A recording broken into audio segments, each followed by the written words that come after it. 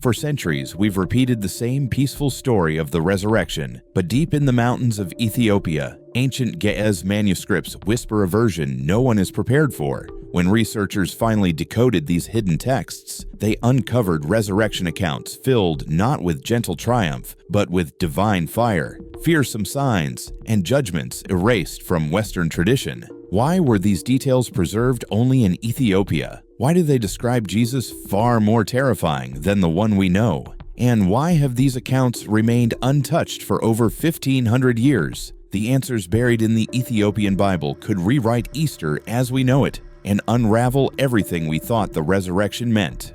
The discovery of the hidden Ethiopian Bible.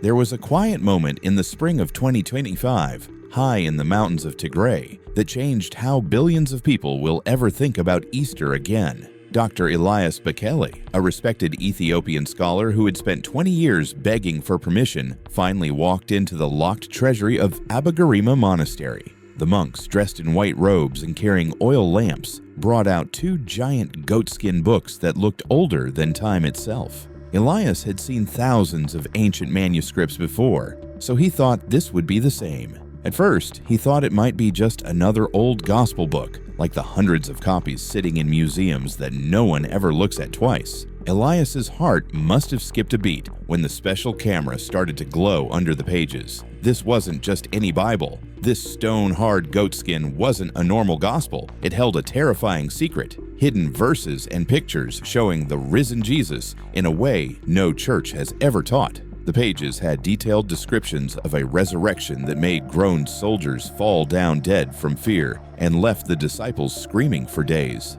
At that very moment, Elias knew he had found something very important. The book wasn't just a story about Jesus coming back to life. It showed a truth that would completely change what people believe about heaven and hell. It wasn't just a story about hope. It was an old warning about meeting God face to face and not surviving it. The book was made in ancient Aksum, and the resurrection it talked about happened in a way that makes the Bible version look like a children's story. It talked about a risen Jesus wrapped in fire, with wounds that burned like the sun, not the calm, smiling man we see in paintings. This Jesus wasn't just a work of imagination, it was a real memory from the first Christians in Africa who saw something so scary they had to hide it. Elias's find wasn't just an old book. It showed how brave the first believers were to even write it down. Elias found out a terrifying truth. The resurrection story didn't start sweet and gentle in the Bible No, the original story came from Ethiopia, where Jesus came back looking like the end of the world. This story was passed down in secret for many generations before it was softened and changed into the Easter story we tell today. The stars and the angels told a story about people who were strong enough to look at God and live. It was also a lesson about how dangerous real holiness can be. Elias had just found the earliest version of the resurrection that had been important to the oldest Christian nation for almost 2,000 years. Elias understood that the hidden pages weren't just about pretty pictures as he worked on the book further. They were also about how to survive meeting the living God. The book told them what the risen Jesus really looked like, what materials made the light come out of his wounds, and even how to protect their eyes from the glory. This wasn't a fairy tale from church. It was a real, useful guide for facing something too bright and too hot for human eyes. The fire around Jesus made everything pure, and the way it was described showed that the first Christians knew how to handle the terrifying side of meeting God. Elias saw this finding as more than just reading an old book. It was the key to a mystery that had been locked away for thousands of years. He had just found the true face of the risen Jesus, a version that came centuries before the calm stories in Europe. The findings showed that the resurrection story was probably told by different cultures and changed over time to make it less scary for each of those cultures. Elias learned that the Bible we read in church was only one chapter in a very long line of stories. As Elias thought about what his findings meant, he realized how huge and important it was. The resurrection story in our Bible was not the original. It had been made softer many times over the years. Elias had found a window into the past that showed how people in the beginning were terrified of the very thing we now celebrate with chocolate eggs. Elias's finding changed more than just how we think about Easter morning. It also changed how we think about where our faith really started. Elias found the Ethiopian version of the resurrection story, which showed that these kinds of stories were not gentle from the beginning, but had been told for generations, changing and getting calmer with each telling. The scary truth was that we didn't fully understand the resurrection. It turned out that the version we thought was final was just the tamest one. In the next chapter, Elias would go even further with his discovery by bringing back to life the terrifying pictures of the risen Jesus that were hidden in the ancient text. He would do this to show the world what the disciples really saw and how this discovery made the resurrection much more real and terrifying than anyone had thought. The terrifying appearance of the risen Jesus. When Dr. Elias Bekele first started looking through the Ethiopian Bible, he thought he would see the same resurrection pictures that we see in church. But what he found was even more disturbing. The secret pages don't represent Jesus as peaceful and kind as the illustrations in the Bible do. No one had ever seen the rising Jesus like this before. He looked like a huge burning angel that came from out of the book of Enoch. At first, this new picture didn't seem to make sense. A burning Jesus. Everyone knew that the Lord who had come back from the dead was meant to be loving and peaceful, someone you could hug and eat fish with. It appeared strange and incomprehensible that people would fall down blind in front of a burning Jesus. Elias's detailed analysis of the concealed pages, on the other hand, highlighted something much more important. The fire wasn't simply an image, it was a true recollection from people who witnessed something too bright to look at. Elias's research showed that the fire wasn't merely a myth or an exaggeration. Jesus was the one who judged the living and the dead, which was something that the first Christians in Africa had to deal with all the time. Some monks still use special dark glasses to read these pages. They were constructed of smoked glass and unique paint that stopped the light from harming your eyes. The fire gave him strength and dread, which made it easy for him to tell the good from the bad right away. It was scary to think that Jesus was on fire, and it was even scarier to think that this look wasn't based on myth or legend, but on things that real people observed. Elias understood that this wasn't just a myth the Ethiopians dreamed up. It was true, and based on a civilization that knew what real holiness looked like. The fire wasn't simply for show, it was a smart design choice. Compared to the soft representations we see today, Jesus was stronger, could judge faster, and would live eternally. Since we learned this, the way we think about the rising Jesus has altered a lot. For hundreds of years, we thought Jesus came back kind and gentle because that's what the churches taught. The Bible told us that he walked, talked, and ate fish, but no one ever believed that the first rising Jesus could have been someone else entirely. The hidden pages talk about the Ethiopian Jesus, whom Elias thought was more than just a man. It was a real person who lived in dangerous times and knew how to employ light and fire. The fire didn't have a beginning or an end, so it didn't matter where you looked. It would always burn the same way.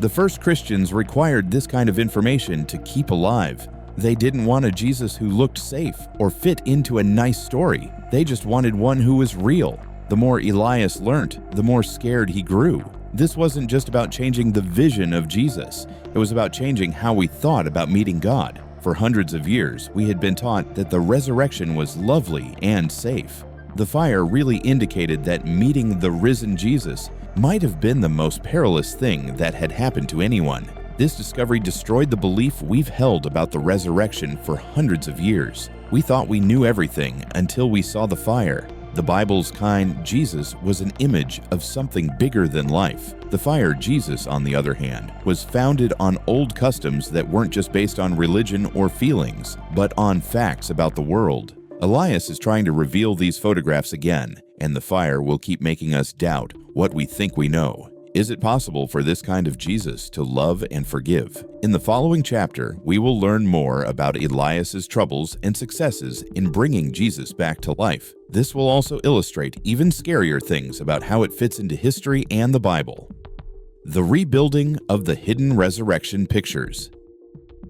The ancient pages had been scraped and painted over on purpose hundreds of years ago, but tiny bits of color and writing were still there. Finding the right tools and using methods that had been forgotten for a very long time made it very hard to rebuild pictures using ways that were almost 2,000 years old. Elias's plan was to make a perfect copy of the hidden resurrection pages that were written about in the ancient book. The first problem was figuring out how the pictures worked. The hidden instructions were very basic, but very detailed. They told you exactly how to paint the fire, what colors to use, and even how to make the gold shine like real light. But these directions were written in Old Ge'ez, a very old language with a lot of secrets that researchers today have a hard time understanding. Elias was skilled enough to read the writing, but the real work was making the pictures look real again. Finding colors that were very comparable to those that the first Ethiopians would have used was the first thing that needed to be done in order to reconstruct the drawings, because they were so similar. At the end, the workshop for the project was established at a monastery located close to Lalibela. In this location, they might come across genuine gold leaf, which is the material that the ancient painters would have utilized to treat the wounds. Additionally, it was essential for the group to locate orpiment, a perilous yellow stone that was utilized by the initial painters in order to make the fire have a glowing appearance.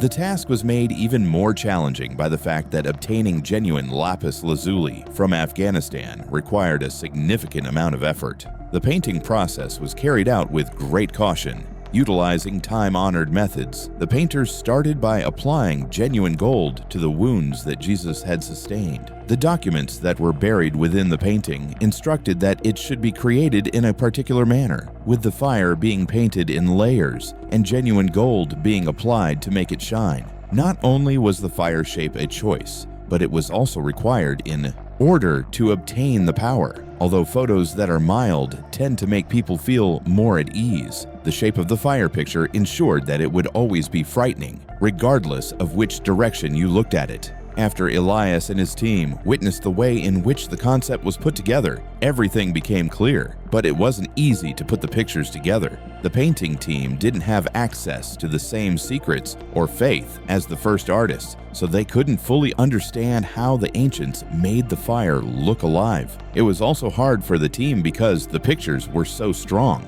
While Elias and his team were working on smaller copies, it still took a huge amount of work to make it. Every step had to be done very carefully, from putting the gold on the wounds to adding the final fire so that it would really glow in candlelight. It became clear that the ancient plan worked as the pictures took shape. The fire wasn't just a pretty idea, it was a realistic, workable answer. Elias and his team were able to bring the pictures back using both old and new tools and knowledge. When they realized this, they had a scary thought. Could people really have seen this and lived? Elias had found directions that were not just stories, but also blueprints for a resurrection that could judge the world. Based on his reading of the old pages, Elias found out the scary truth about the fire Jesus. It was not a myth. It wasn't a sweet dream or a symbolic picture. It was a real memory made with old painting skills that had been forgotten for a long time, but were now being found again. The fire had the ability to burn souls.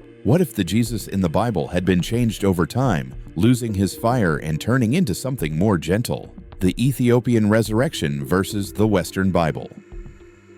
The four Gospels and the Ethiopian Bible have a lot in common with the resurrection story. However, there were also some important changes that made it seem like the gentle version might not be the original. An empty tomb, scared women, and Jesus appearing to the disciples are all common themes in both the Western and Ethiopian stories. Angels speak in both stories. People touch Jesus in both stories. As Elias dug deeper into his study, though, he found scary differences that he could no longer ignore. The outward manifestation of Jesus is one of the most significant differences that can be seen between the two narratives. According to the Ethiopian version, Jesus is depicted as being on fire, which is a result of the author's familiarity with traditional African practices. The Jesus of the Western world, on the other hand, is not frightening but rather serene and lovely, and he is a significant manifestation of God's love. When Jesus was in the Ethiopian narrative, he was in the desert,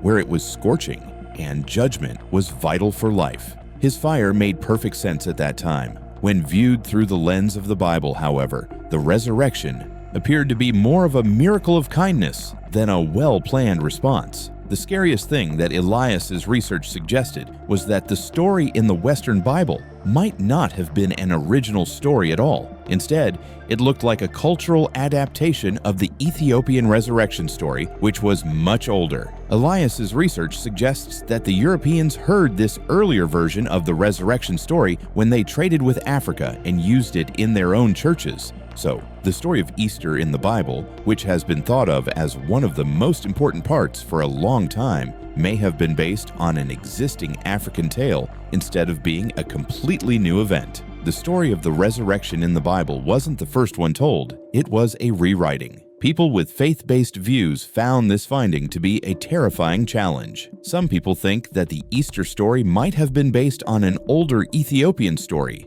which makes people question whether or not the Bible is original and inspired by God. The Bible's story of the resurrection was seen as absolute truth and an important part of the Christian faith for hundreds of years. Now, Elias's work made people think that this story might have been adapted or changed to fit the needs of other cultures that came after it. Elias's study showed the terrifying truth that the resurrection story, which is one of the most important stories in human history, did not come from just the Western Bible. The Ethiopians and people from other cultures had their own versions of the story, and the Bible's account may be just one part of a much longer and more complicated story. As Elias's work spread through the world, it raised a question. If the resurrection story wasn't original to the Bible we know, then how many other parts of the Easter story were based on older traditions, long thought to be based on the unchanging Word of God? A discovery that showed how ancient stories change from culture to culture quickly called this into question. And for many people, that was a very scary thought. The terrifying truth.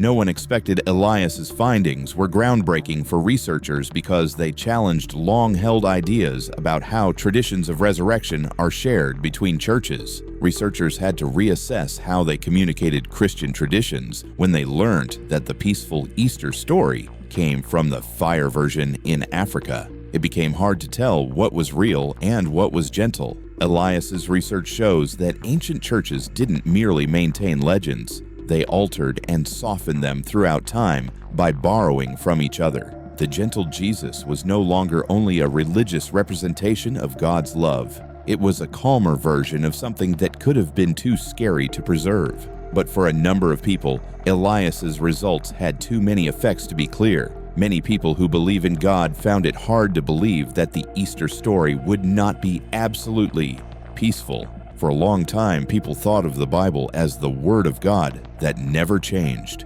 People thought that saying the resurrection derived from an ancient fire tale was an attack on its purity. Elias's findings cast doubt on both the Bible's kindness and the veracity of all Christian doctrines. If one of the Bible's most famous stories originates from an older tradition, how many other stories might have comparable roots? The scary truth was that the foundations of faith were no longer solid. This made a lot of people think about how much the holy texts we love were influenced by the older and scarier stories of the first Christians. Elias's studies also revealed a more profound understanding of historical perceptions of God. Resurrection stories used to be more than just joyous stories told in church. They were tools to understand what it meant to encounter the living God. Ethiopian, Roman, and Greek legends about Easter weren't just about love. They illustrated how individuals in the past handled true holiness, how afraid they were, and how hopeful they were that they would make it through. The tale of the resurrection in particular became a fundamental aspect of Christianity and a sign of both death and new life. Elias's discovery reshaped our understanding of Easter forever. Suppose this revelation shocked you. Like, share, and subscribe. Don't forget to click on the next video popping up on your screen to continue the journey.